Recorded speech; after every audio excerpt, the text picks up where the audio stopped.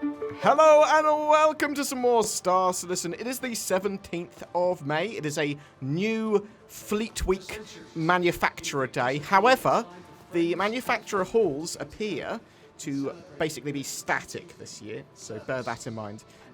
What you will find if you want to rent the ships and vehicles that are new from the manufacturers that day is that if you go over to the rental kiosks,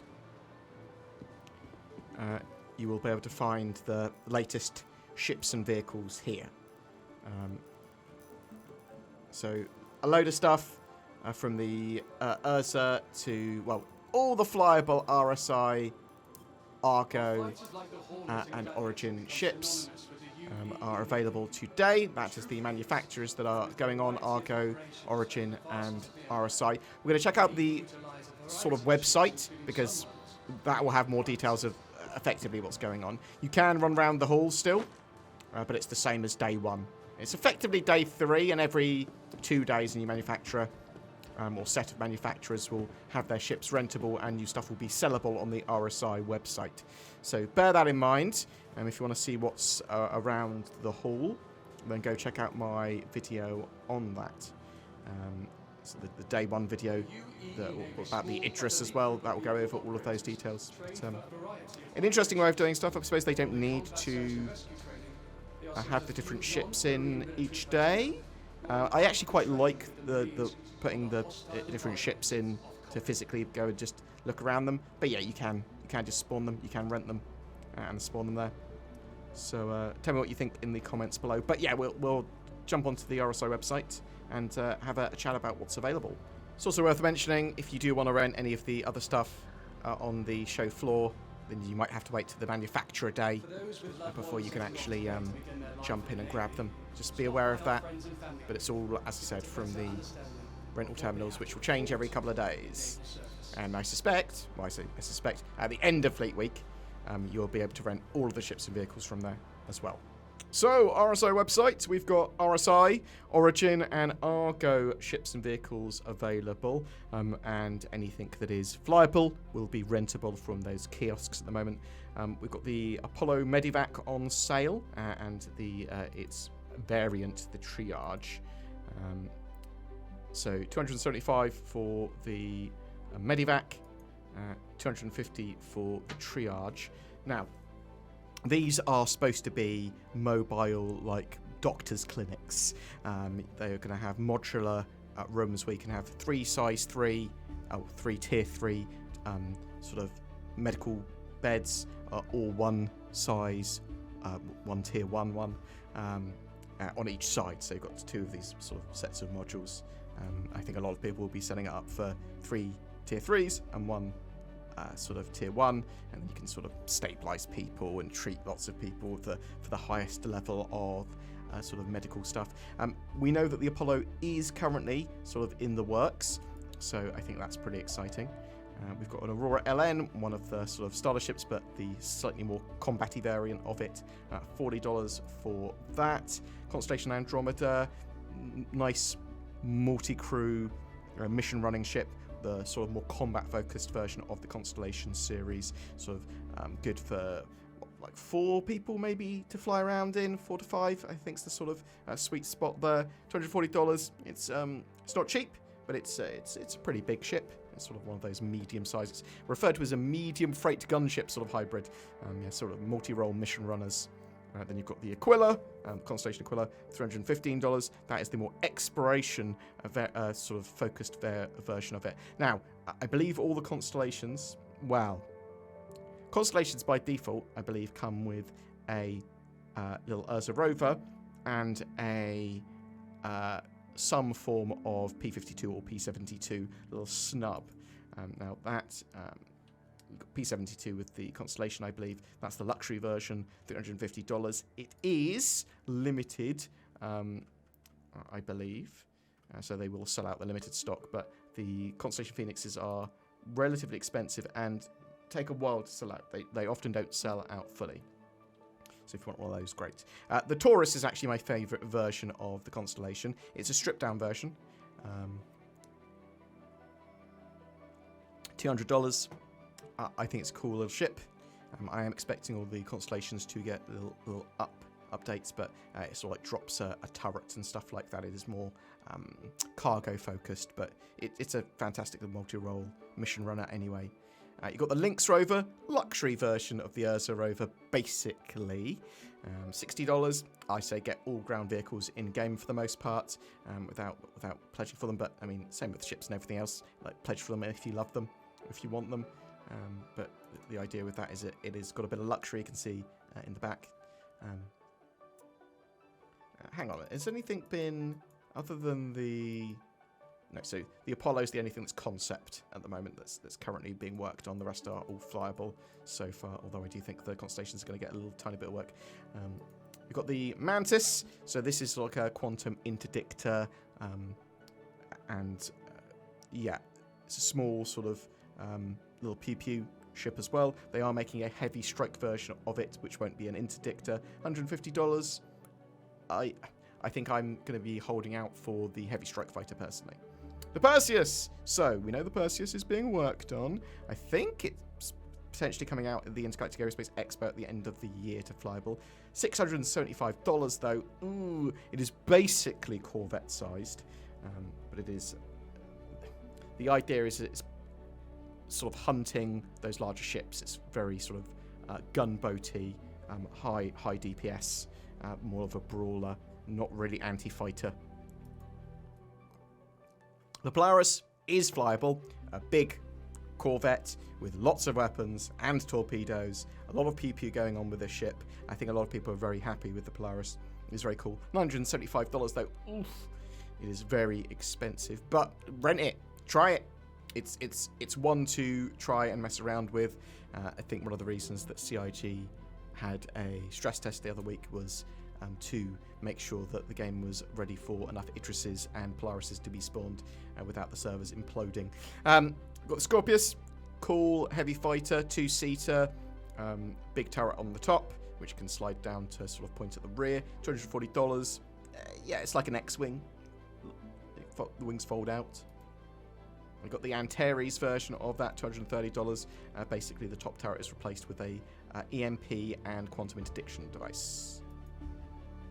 Got the Ursa, $50, sort of rugged six-wheeler. Take some people and yourself around for exploration.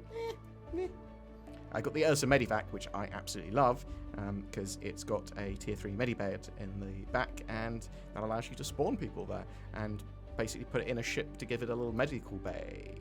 But also great to supporting troops on the ground, right? Like, they can spawn there, they can get healed there. You've got the Zeus Mark II MR. Now, the MR is technically in concept, and I think will be in concept until they are... Well, won't be released until they're more ready to release the updated Bounty Hunter mechanics, which I thought were coming much sooner than they have, because they haven't come out yet, and I thought they would already be here. But $190 for that.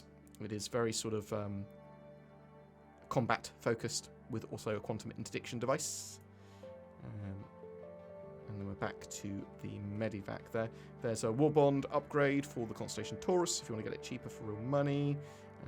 Still, the anger of the weapon and flight blade kits are burning, raging in the background. Wow.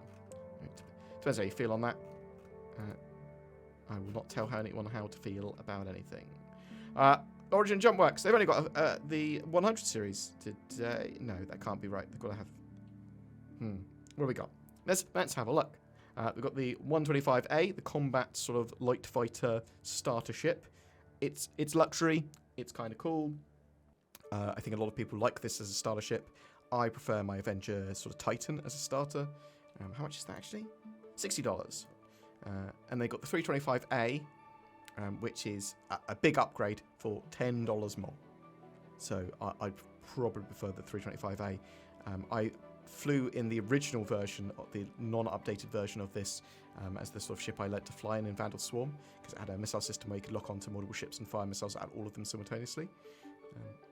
I like the way that the new 300 series looks, though. It's very, very cool, premium. They've got little beds and living areas on board as well.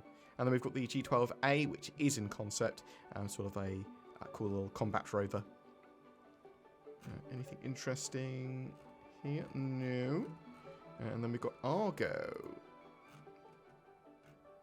So we've got the MPUVs. So these are kind of support ships for larger ships, typically, enabling you to ferry people, cargo, one with the tractor beam that's modular as well. So we've got the MPUV cargo, $35, the MPUV personnel, which takes people around, $40, and then you've got the tractor. So the tractor has a tractor beam at the front and back, and I believe these pods are going to be modular eventually. So I would prefer the tractor version personally, because it comes with the tractors and you can take cargo around, which is what I'd probably use it for on larger ships anyway. Lots of ships have got bays for them as well, like the Idris, for example. And they've got the SRV, which is flight ready. I'm not sure if I might have used it once, very briefly, but it's supposed to be like a tow truck. It's going to be really useful in the future when they get more of this sort of quantum, well, not quantum bubble, the tractor bubble, and reasons to move ships around more readily with it, and it'd be more of an assistance ship. But yeah, flight ready, sort of heavy tractor beam rig is the idea of the ship. $165, pretty expensive though. Yeah, that's what's available today. Interesting way of doing the Expo and the halls now. I'm interested to know what other people think. Like, actually, you know, I like the way the halls look. They've made them look great, and they don't need to keep on changing them from day to day, which means they're more able to do their monthly patches without, you know, downtime and focusing just on the Expo. They're able to focus on more cool stuff. How are you feeling about the sort of Fleet Week and the Expo Hall 4.1.1 at the moment? Are you trying Star Citizen for the first time? Are you buying anything? Are you looking forward to a particular day? Obviously, there's more stuff to come with the Mirai Guardian. And obviously, we've had the Idris on sale already. Got the Starlance Attack and the Anvil Asgard coming up too on those particular days, and you'll be able to rent those ships as well. So I think that's pretty cool, pretty exciting. Tell me what you think in the comments below. Something else as well that's exciting. Tobii Eye Tracker, they're on sale at the moment because of Fleet Week, and because, you know, Tobii want people to buy them. Give you natively supported head and eye tracking in Star Citizen, very high precision. I use them. I use one. I think they're absolutely fantastic. Check out the links below to get a discount on that and help out the channel. And also, something else that helps out the channel, and maybe you, NordVPN. Go to nordvpn.com/BoredGamer. Get yourself the best darn VPN we ever advertise on the channel for better accessibility, privacy, and securities on your interwebs. Or links below. Yeah, do it. May is about fleets, lots of dogfighting, flying with friends, and once again we've partnered with Lunar Wolves, a Star Citizen organisation looking for recruits. Maybe you might be an appropriate fit. You can check the recruitment page for them down below. But we're giving away a fleet of ships. Commenting on any of my videos during the month of May gets lots of different lucky winners. The chance to win a Constellation Andromeda, a F7C Super Hornet Mark II, a Redeemer, and a Cutlass Black. Each winner will win one of those, courtesy of the Lunar Wolves. But wait, there is more. The Lunar Wolves are also giving away an RSI Polaris with lifetime insurance to one of their new recruits. Winners of that particular ship will be selected randomly from eligible org signups, but the rest of those ships, they're given away on my channel entirely, so you just need to comment on any of my videos to be in for a chance of winning. Lunar Wolves welcome all who share their passion for adventure and love of Star Citizen, and you can find out more about them on the lunarwolves.org webpage as well. If you would like to further support the channel, please don't forget to like, share, subscribe, comment, all that sort of good stuff. We've got join buttons under videos that help support the channel as well. You get some exclusive videos that are going out now. They've got Patreon, which basically does the same. We make daily Star Citizen content here, and that's partly due to the people that go the extra mile and help out the channel. I hope you have a fantastic May, a fantastic Fleet Week, and a great Star Citizen Alpha 4.1.1 experience.